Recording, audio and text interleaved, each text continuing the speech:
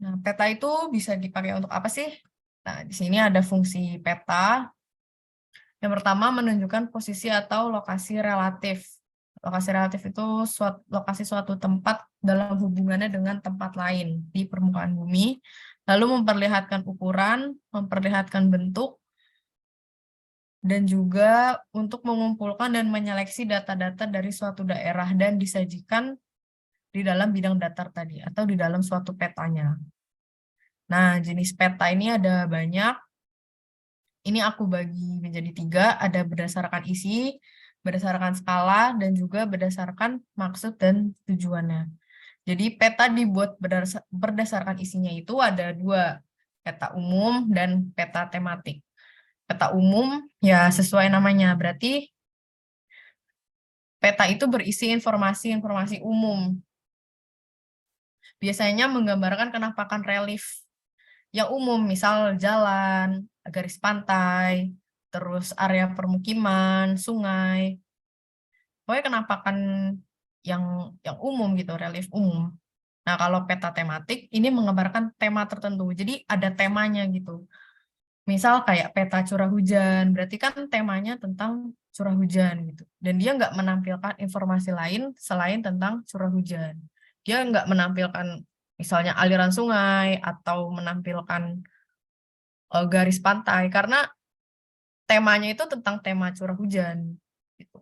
Terus yang kedua, peta berdasarkan skalanya, ini ada kadastral, terus skala besar, skala medium, skala kecil, dan peta umum. Ini perbedaannya dari nilai skalanya aja. Terus yang terakhir ini ada peta berdasarkan maksud dan tujuannya. Di sini peta dibuat sesuai dengan maksud dan tujuan penggunaannya. Jadi peta itu dibuat untuk keperluan tertentu gitu. Di sini ada banyak macam peta yang nanti digunakan di bidang-bidang khusus atau bidang-bidang tertentu yang memerlukan peta. Misal peta tanah.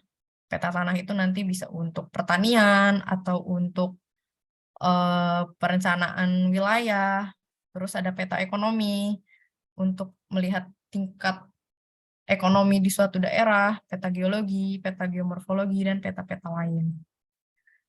Nah, di sini ada komponen peta atau bagian-bagian yang ada di dalam peta. Ini ada contoh peta yang aku buat dan peta aku buat untuk kalian bisa ngenalin ada apa aja sih di dalam peta itu. Nah, di sini ada judul.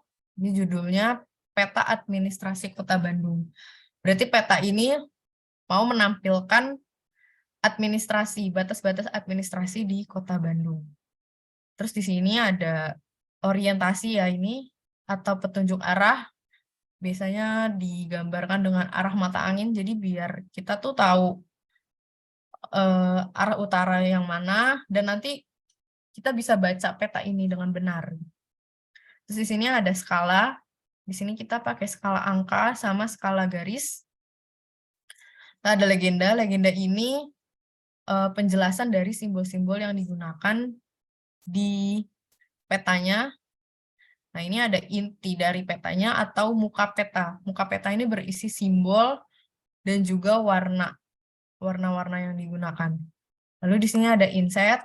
Inset ini peta sisipan untuk memperlihatkan lokasi yang dipetakan pada jangkauan yang lebih jauh gitu. Jadi kita bisa lihat Bandung ini kalau di cakupan provinsi tuh di sebelah mana sih? Nah, Bandung berarti di sebelah sini, ini yang warna oranye. Ini Provinsi Jawa Barat dan ini batas-batas provinsi yang ada di dekat Provinsi Jawa Barat. Lalu di sini ada koordinat dan garis tepi, ini koordinatnya. Ini koordinat, ini garis tepinya. Lalu ini ada sumber peta. Sumber peta ini sumber informasi yang digunakan untuk menyajikan data ini. Di sini aku pakai sumbernya dari peta Provinsi Jawa Barat. Dan ini pembuat petanya. Pembuat petanya itu bisa individu, organisasi, lembaga, atau institusi yang mengeluarkan peta tersebut. Oke, tadi kan ada muka peta yang berisi simbol dan warna peta. Nah, sekarang kita bahas tentang simbol. Simbol adalah suatu gambar atau tanda yang mempunyai makna sebagai representasi permukaan bumi yang diperwakilkan. Jadi, permukaan bumi yang dipetakan itu diwakilkan atau digambarkan dengan simbol. Di sini menurut bentuk itu ada 3 jenis simbol. Ada simbol titik, simbol garis, dan juga simbol area. Simbol titik ini digunakan untuk menyatakan lokasi yang erat hubungannya dengan skala peta. Di sini nah ini contohnya. Jadi simbolnya itu ya berbentuk titik poin.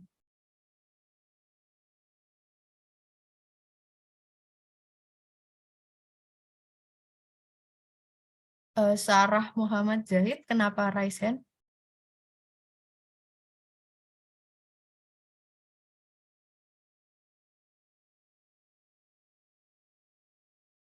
Oke, nggak jadi. Oke, aku lanjut ya.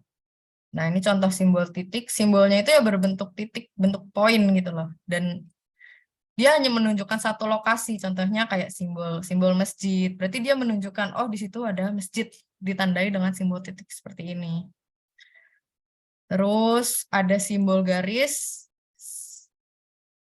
Simbol yang digunakan untuk mewakili unsur-unsur yang berbentuk garis atau berbentuk memanjang. Misal kayak jalan, terus di sini ada jalur kereta api atau sungai, misalnya lagi jembatan, pokoknya berbentuk panjang gitu. Itu pakai simbol garis.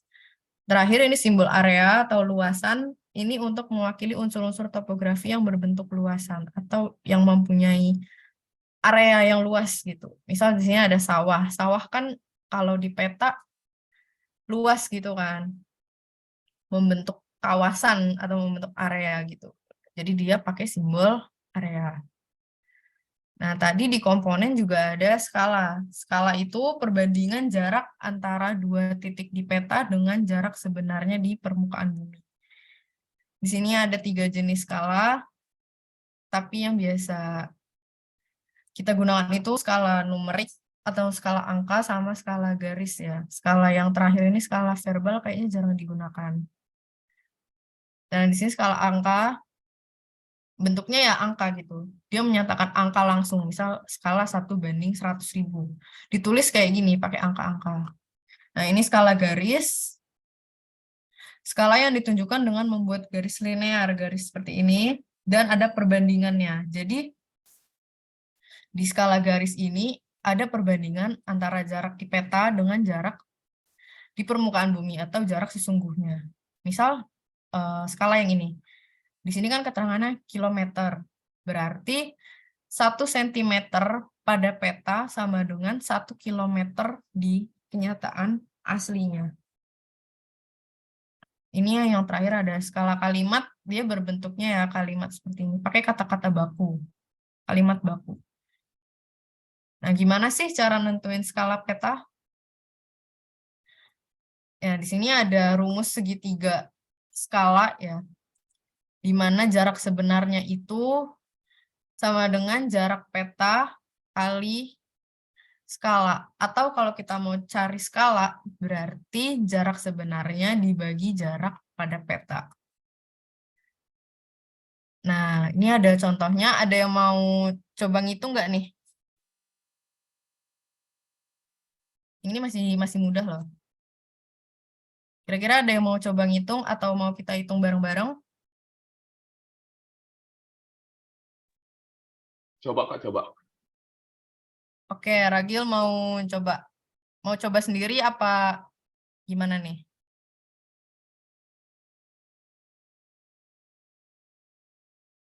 Bareng-bareng lah Kak, bareng-bareng. Oke.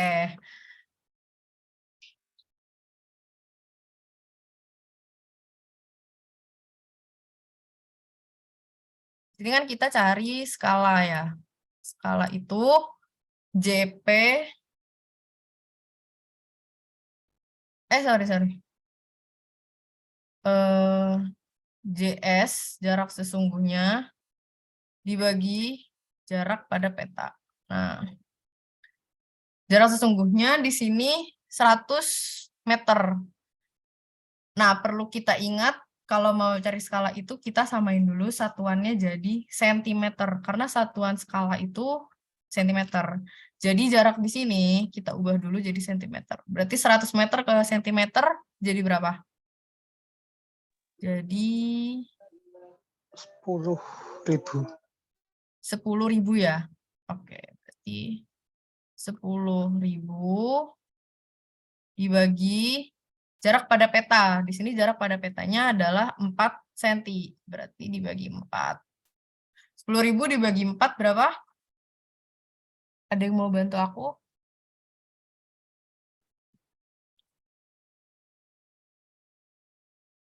2.500 ya? Iya, 2.500 ya. 2.500 atau 25.000? 2.500. 2.500 ya. Nah, berarti 2.500 ini penyebut skalanya. Jadi skalanya itu 1:2.500 cm. Kalau yang ini ada yang mau nyoba? Yang membandingkan jarak pada dua peta? Ada yang mau coba hitung? Coba hitung sendiri ya. Aku tunggu.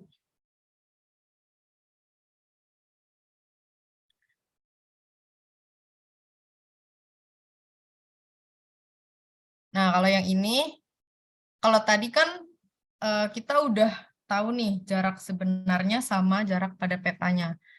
Kalau yang ini, kita punya dua peta. Kita mau cari skala di peta yang pertama ini dengan cara membandingkan peta yang lain. Nah, di sini ada rumusnya nih. Di mana P2 ini nih skala peta yang kita cari sama dengan J1 kali P1 dibagi J2. J1 itu jarak yang sudah diketahui skalanya. Berarti kan ini, 4 cm. Karena kalau kita mau pakai yang 20, kan ini yang kita cari. Berarti kita pakai yang 4.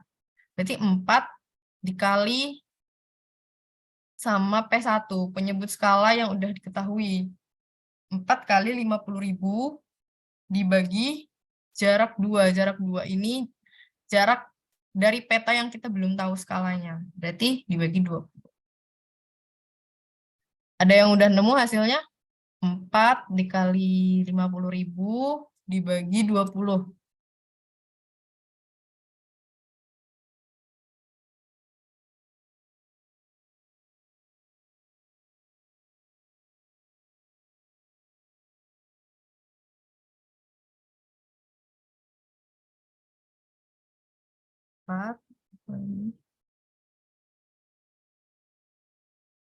Ada yang udah ngitung? 10.000, Kak. Berapa? 10.000. Berarti penyebut skala yang ada di peta 1 itu 1:10.000. Nah, selain pakai jarak sesungguhnya dan jarak pada peta, kita juga bisa pakai kontur interval atau selisih garis kontur. Semisal yang diketahui di peta itu adanya garis kontur. Nah, kita juga bisa nih pakai kontur interval. Contohnya kayak gini. Diketahui kontur intervalnya itu 25 meter. Berarti kalau kita masukin ke sini, kan tinggal 25 meter sama dengan 1:2000 kali penyebut skala. Atau cara mudahnya itu penyebut skala sama dengan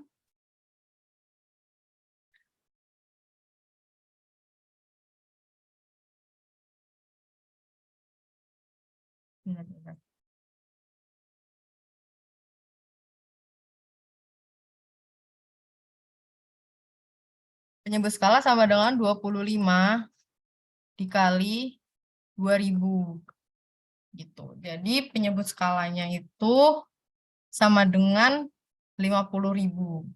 Ini kalau adanya kontur interval. Tapi jarang sih, biasanya lebih banyak pakai jarak pada peta atau pakai jarak sesungguhnya.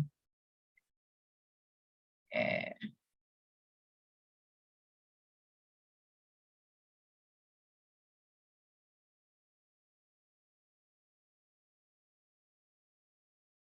Mungkin ini terakhir ya, proyeksi peta, cara memindahkan letak titik-titik pada permukaan bumi ke dalam bidang datar.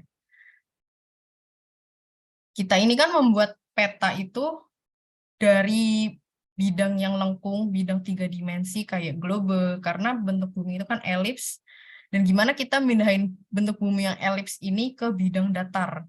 Tadi kan peta itu kan gambar permukaan bumi di bidang datar. Nah, itu caranya dengan diproyeksi. Di sini ada 3 jenis proyeksi, ada menurut kedudukan garis karakteristik, menurut bidang, dan juga menurut distorsinya. Kalau menurut kedudukan garis, ada proyeksi normal, miring, melintang. Nah, yang kedua ini yang paling sering keluar biasanya di soal-soal ya. Menurut bidang proyeksi, ada proyeksi azimutal, proyeksi silinder, dan proyeksi kerucut. Kalau proyeksi azimutal itu proyeksi yang bidangnya itu piringan gitu. Kayak ini. Ini proyeksi azimutal. Nah, bidangnya piringan gini. Biasanya berbentuk piringan pipih bulat kayak gini. Nah, kalau silinder itu tabung yang ini. Jadi bidangnya tabung. Nanti pas dibuka jadi kotak gitu. Nah, terus ini ada proyeksi kerucut atau konikal. Proyeksi kerucut itu yang ini. Jadi dia bidangnya ya pakai bidang kerucut. Terakhir menurut distorsinya.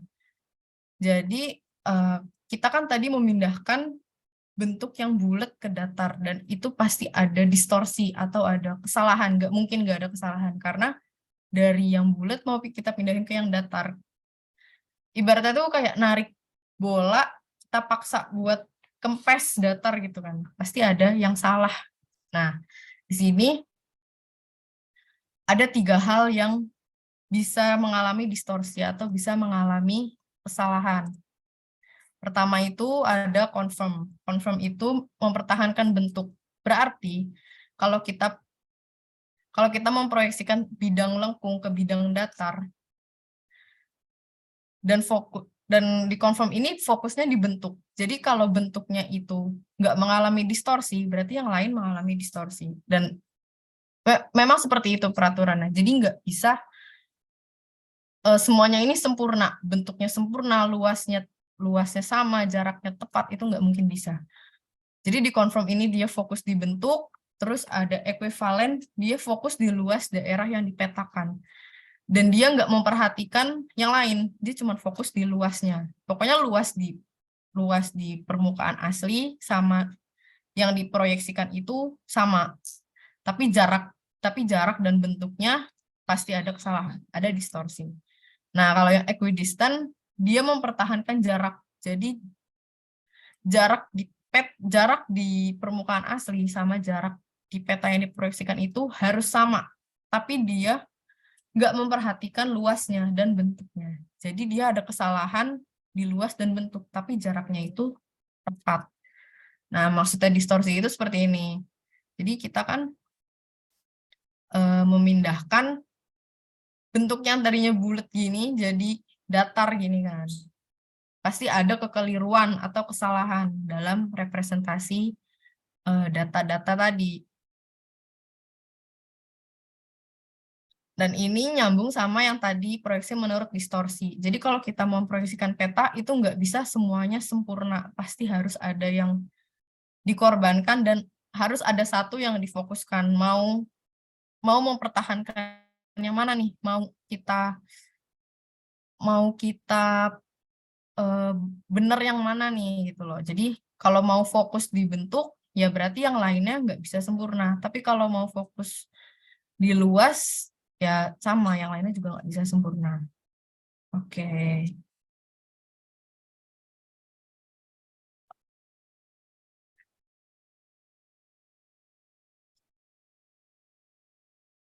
Oke, mungkin itu sedikit materi dari aku tentang konsep dan komponen peta malam ini.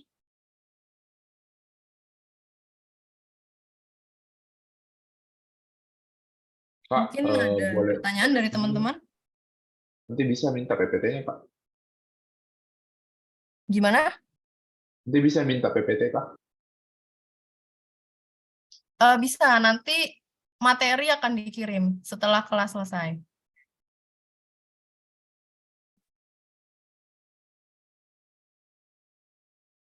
Oh iya, aku mau tanya, ini memang kalau TKA atau yang TKA berarti ya, yang kayak sosiologi atau itu emang sepi ya? Ah sih Kak, Emang biasanya segini? don't know. Kurang tahu juga, kurang tahu. Oke deh. Kalau cuman segini, eh masih pada semangat nggak nih? Aku kasih mini quiz gitu sih. Quiz kecil-kecilan. Ayo coba. Boleh, Kak. Boleh. Bentar ya.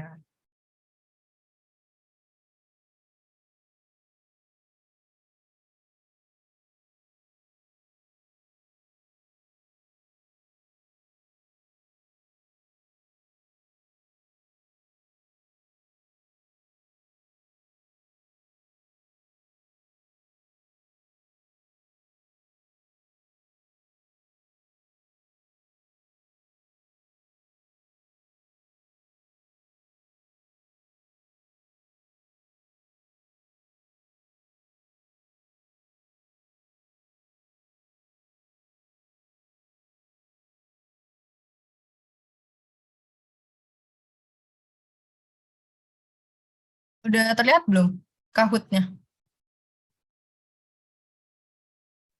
Udah, Kak.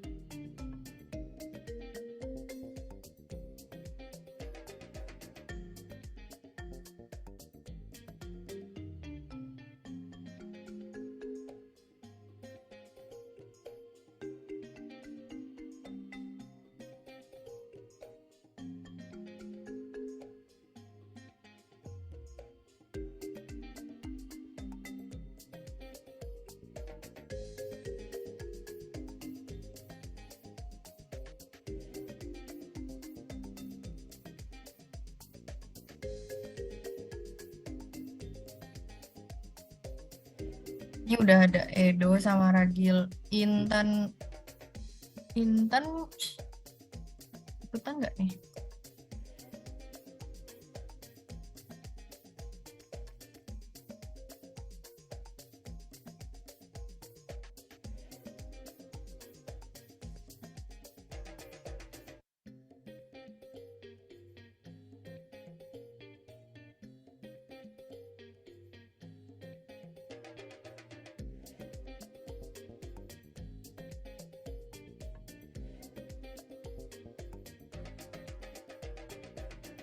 Kayaknya Intan lagi ke belakang atau gimana ya?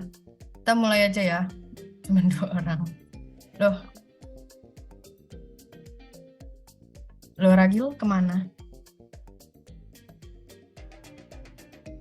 Sabar Kak, sabar. Keluar Kak.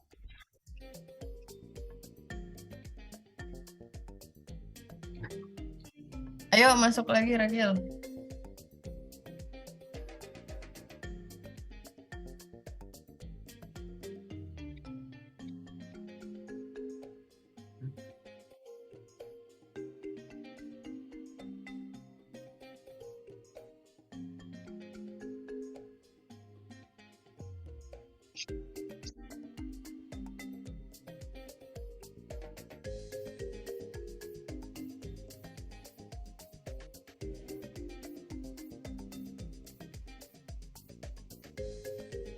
Oke, mulai aja ya. Intan hadir tuh, Kak. Ada Intan sama Zaza ini. Mau ikutan gak nih Intan, Zaza? Kalau mau ikut langsung masukin ini nih, pin ini.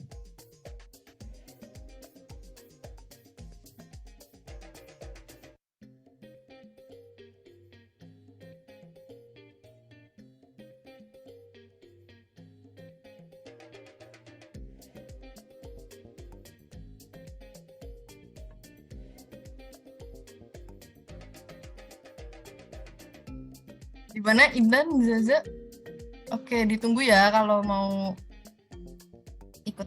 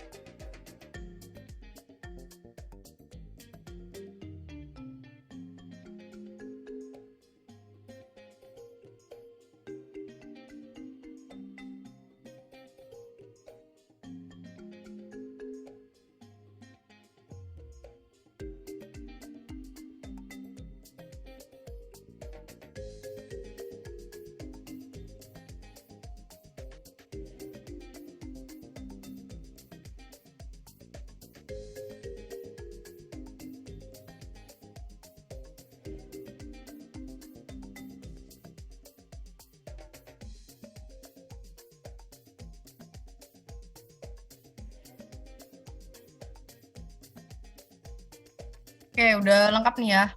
Kita mulai aja.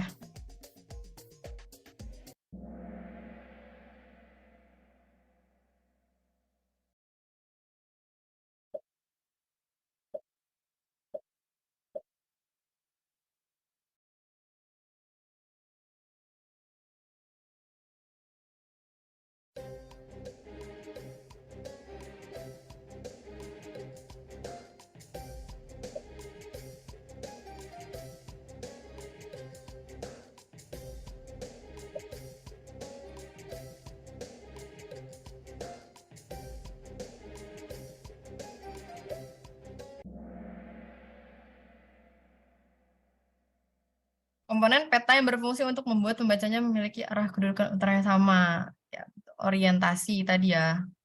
Yang gambarnya itu kayak mata angin itu ada utaranya mana, barat mana, selatan mana. Inset peta. Ada yang jawab inset peta. Gak apa-apa, namanya kita belajar. Oke, lanjut.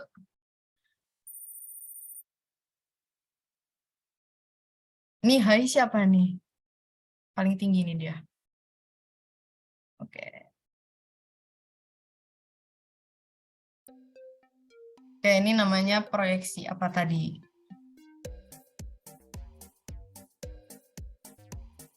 Proyeksi berdasarkan bidangnya, ini dia proyeksi apa nih? Bentuknya kayak gini.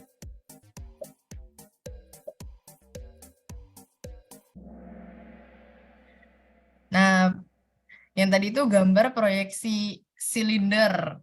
Ya, karena dia kan tadinya tabung. Kalau dibuka jadi kotak gitu kan. Jadi apa ya?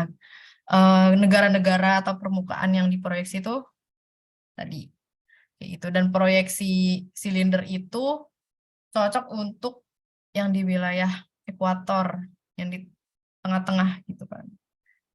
Jadi dia untuk wilayah lintang tinggi mengalami distorsi karena jauh dari pusatnya gitu loh.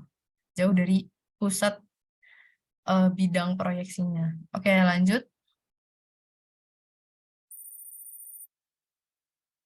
Wah, itu paling atas nih, skornya paling tinggi. Oke, siap-siap hitung ya.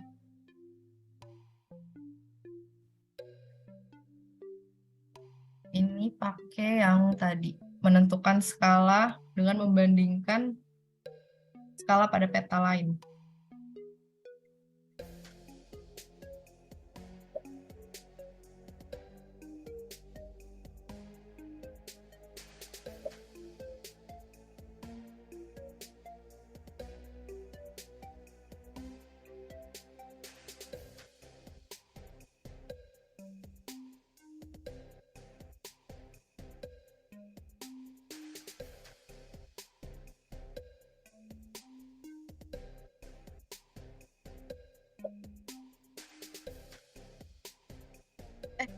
Sebentar, kayaknya ada kesalahan ya ini, soalnya aku lupa masukin jarak pada petanya.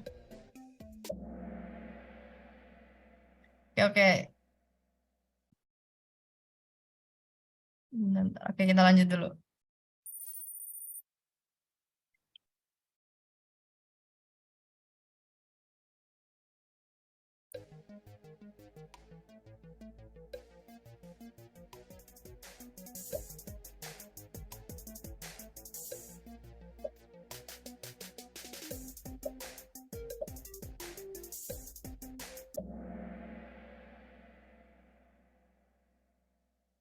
Oke, kayaknya nih terakhir deh. Nah,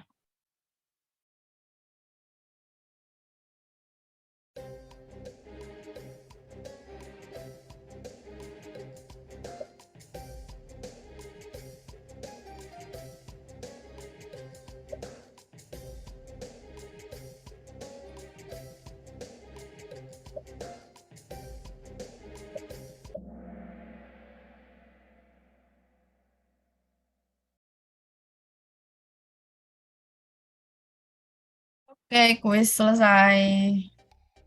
Cuman ada 5 soal.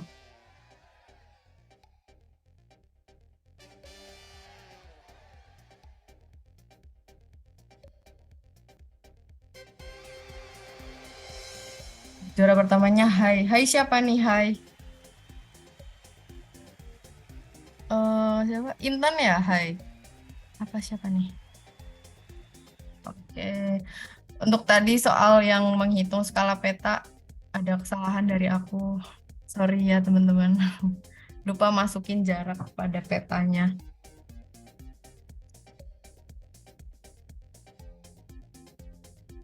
Oke.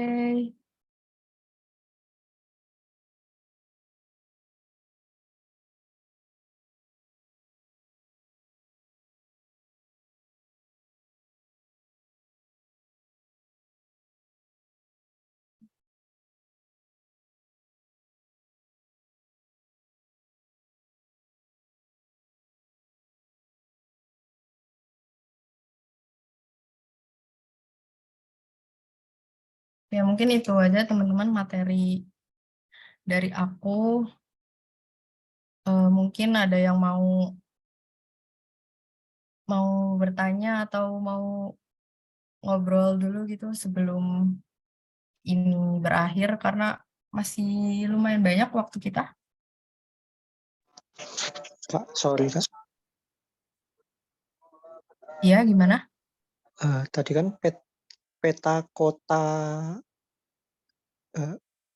soal nomor 3 peta kota itu tadi kan jawabannya peta tematik, benar kan Kak? Itu Iya, bukannya salah benar. kan? Soalnya harusnya peta umum gitu. Benar dong, itu peta tematik. Karena dia punya temanya sendiri. Tadi itu kan petanya ini ya. Bentar.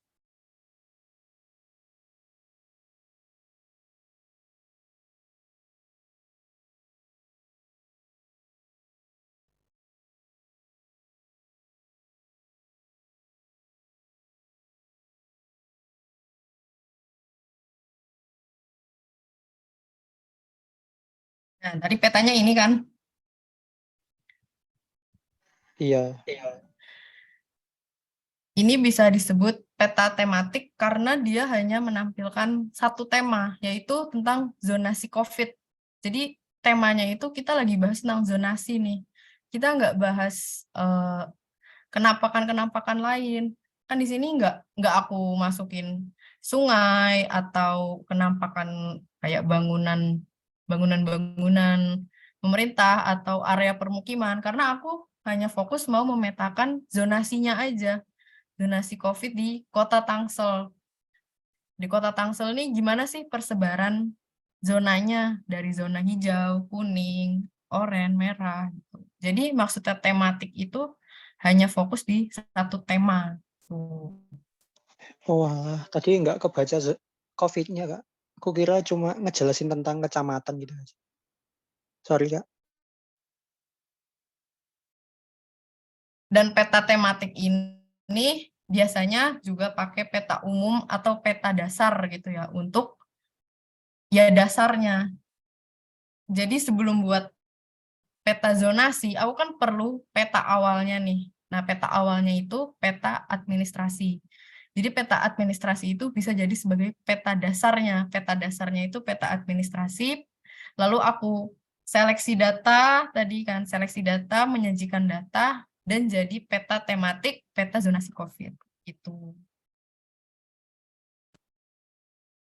Atau kalau peta umum itu di Indonesia ada namanya peta rupa bumi Indonesia ya. Nanti mungkin teman-teman bisa kalau lagi gabut searching gitu, peta rupa bumi Indonesia itu isinya peta-peta kenampakan umum. Semua kenampakan tuh ada, dari permukiman, sawah, jalan, terus sungai, garis pantai, itu semuanya ada. Dan itu jadi peta dasar untuk nanti kalau teman-teman mau buat peta tematik, dasarnya pakai itu. Mungkin dari materi atau dari kuis tadi ada yang mau ditanyakan lagi atau mau ngobrol-ngobrol aja gitu sebelum ini kita akhiri? Kalau tentang mandiri itu ada nilai maksimal kah? Rata-rata gitu. Gimana? Kalau di mandiri SIMAK UI nanti kok ada rata-ratanya begitu? Mandiri SIMAK UI rata-rata apanya nih? Kayak rata-rata nilai UTBK kak. Coba bisa lulus. Kebetulan aku dulu nggak coba SIMAK UI, jadi aku belum bisa kasih gambaran gitu sih. Karena aku dulu nggak coba SIMAK UI. Sorry, belum bisa jawab ya, Raginyo. Ya, Mungkin dari Kak Salza, ada pengalaman dulu SIMAK UI?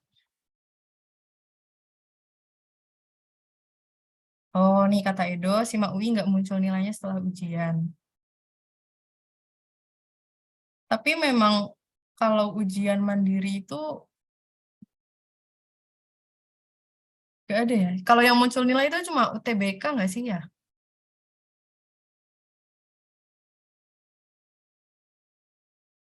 Nah, ini udah dibantu nih sama Edo. Jadi yang muncul itu cuma keterangan lulus atau enggak gitu.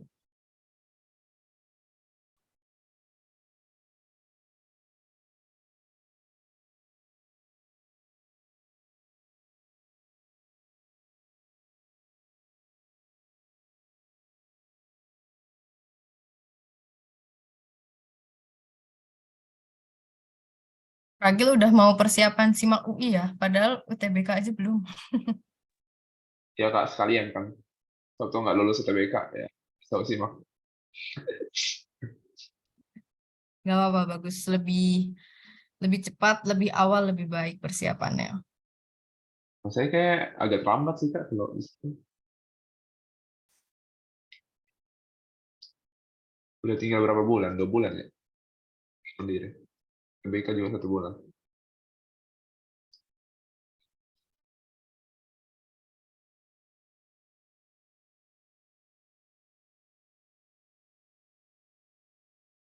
Teman-teman yang lain gimana nih?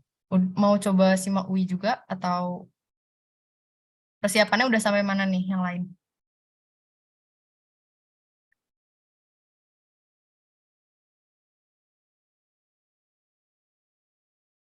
Apa tim pasrah jalur langit?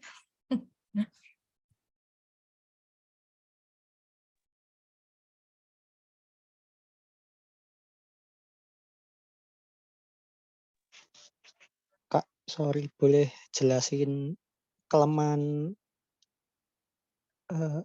peta itu, Kak? Misalnya azimut kelemahannya apa gitu. Boleh. Tadi belum sempat aku jelasin ya. Mungkin aku ngomong aja ya, karena tadi di materi juga belum aku cantumin.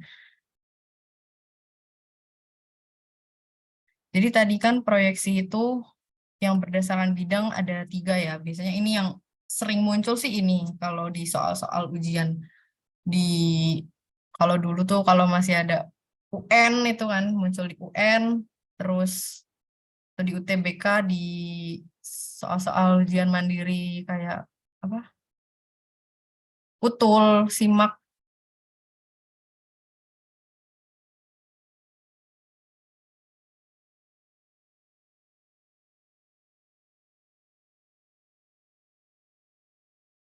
Ya, tadi proyeksi menurut bidangnya itu ada 3 kan. Ada azimut, silinder, kerucut. Ada azimut, silinder, dan kerucut. Untuk masing-masing ini punya kelemahannya pasti. Dari azimut, dia itu kan bidangnya piringan ya, piringan bulat tadi gitu. Dia itu kurang tepat, kurang cocok untuk negara-negara yang ada di tengah bumi atau di ekuator.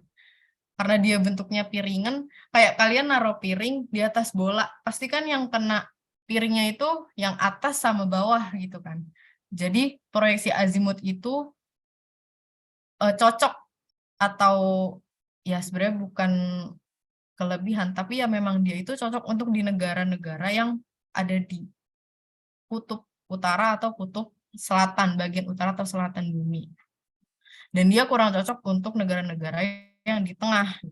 Kelemahannya untuk negara-negara di tengah itu nggak bisa, bukan nggak bisa, kurang cocok aja gitu loh. Nah, kalau yang tadi yang silinder yang berbentuk tabung itu kayak kalian naruh kertas gitu ya, kertas ngelilingin bola. Nanti pas kertasnya kalian buka, nah itu lebih banyak menggambarkan sisi bola yang tengah-tengah gitu loh. Nggak bisa mencapai yang atas karena ya memang dia cocoknya untuk yang di tengah gitu, untuk yang silinder. Dan untuk yang di atas ya pakainya yang tadi yang azimut. Dan untuk yang terakhir yang konikal atau bentuknya kerucut itu untuk di lintang yang di antara kutub sama ekuator yang di tengah-tengah itu. Jadi bidangnya kerucut dibentuk nyentuh ke bola bumi, nanti pas dibuka, nah itu menampakkan negara-negara yang di antara kutub sama ekuator. Jadi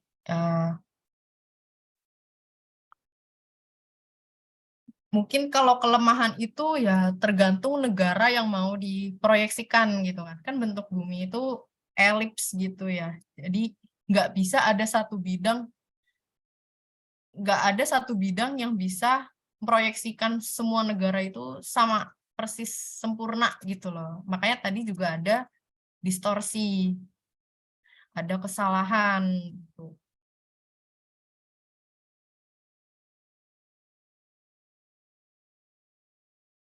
Yap, boleh. Bisa ya kayak gini. Bisa. Oke, thank you, Kak.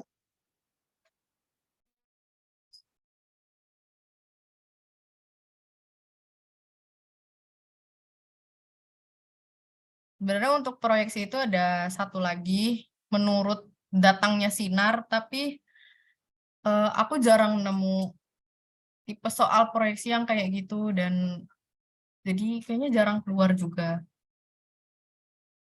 Yang paling sering sih yang itu tadi, azimut, silinder, sama kerucut. Misalnya bentuknya kayak untuk negara ini cocoknya pakai proyeksi apa gitu. Misal negara kayak Filipina. Filipina itu kan ada di garis khatulistiwa, berarti dia cocoknya pakai proyeksi silinder atau proyeksi tabung. Ya paling gitu sih.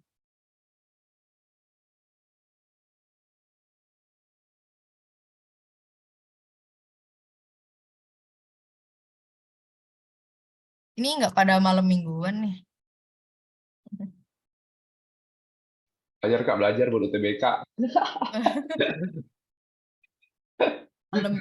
Malam minggu mengambis. Kalau minggu ditemani buku pelajaran.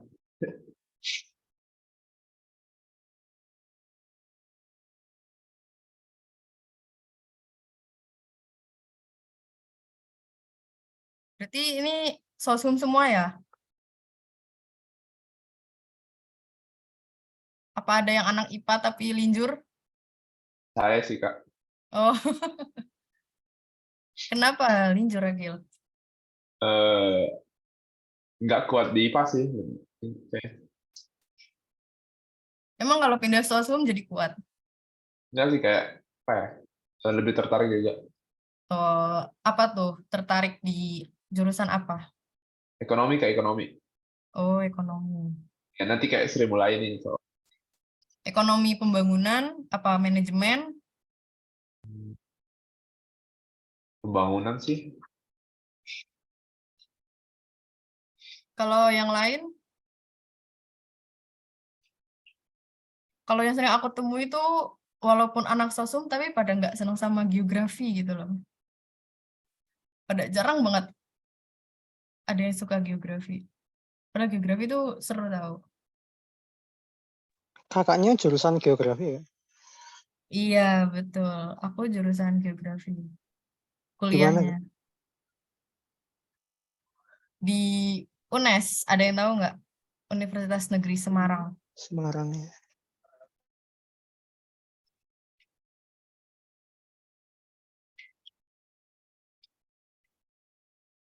Kalau boleh Kalau tahu, itu, gimana?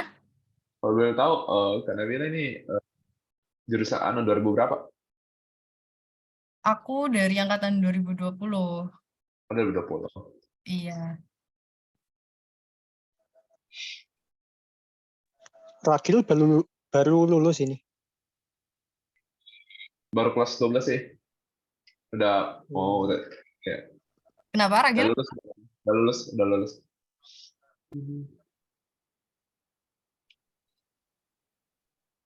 Kalau Edo Lulusan mau 2023. masuk mana nih, Edo? Insya Allah FHUI, Kak. FH, Hukum. Iya. Kelas Edo, semangat Edo. Yoi, YouTube, bro. Berarti Semangat. 2023 ya? Ragil. Iya, dari 2023. Kita samaan kan? Satu angkatan kan? Gimana? Kita satu angkatan kan? Aku tahun kemarin. Kan kemarin. Gap year kah? Semi gap year. Udah kuliah tapi mau nyoba lagi. Gitu. Oh.